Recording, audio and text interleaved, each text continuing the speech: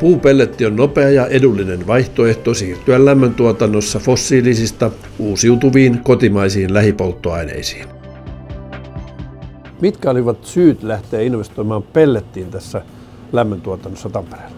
Tampereen kaupungin ohjauksessa pyrimme energiatuotantoa muuttamaan uusiutuvan polttoaineen perään. Ja siinä huippukuorma lämmöntuotannossa öljylle ja kaasulle pitää löytää vaihtoehto, se on pelletti.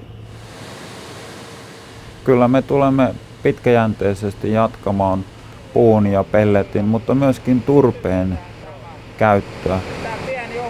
Laitos on nyt toiminut noin 2 vuotta. Kannattiko? Kyllä, se on tähän asti kannattanut.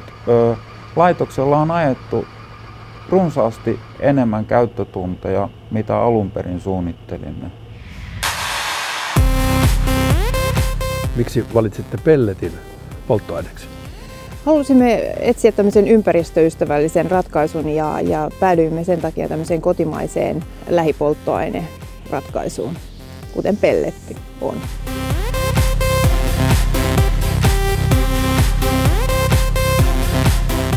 Kyllä tällä polttoaineratkaisulla on todella positiivinen vaikutus meidän kylpylän imagoon.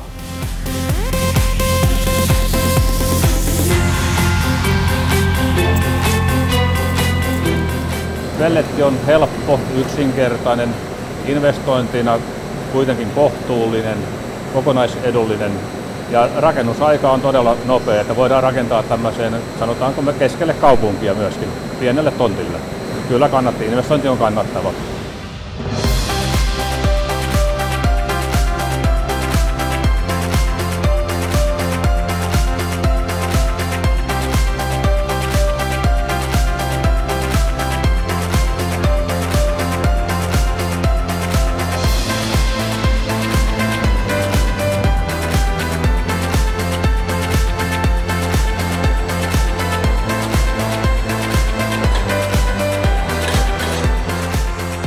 Tämmöinen pellettilaitos on tällä hetkellä nopein tapa korvata kalliimpaa ja fossiilista polttoainetta. Samalla tuetaan näitä EU:n ilmastotavoitteita.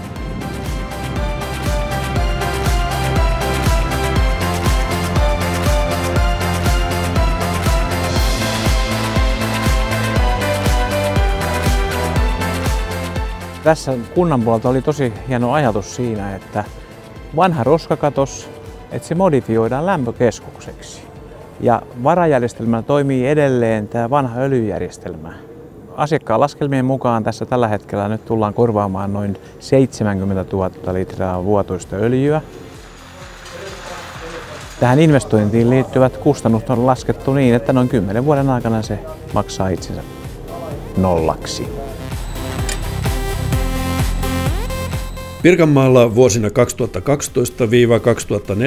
käynnistyneiden pellettilaitosten yhteenlaskettu teho on noin 50 megawattia. Pellettiä tähän tarvitaan noin 30 000 tonnia vuodessa. Tämä vastaa energiasisällöltään noin 15 miljoonaa litraa kevyttä polttoöljyä.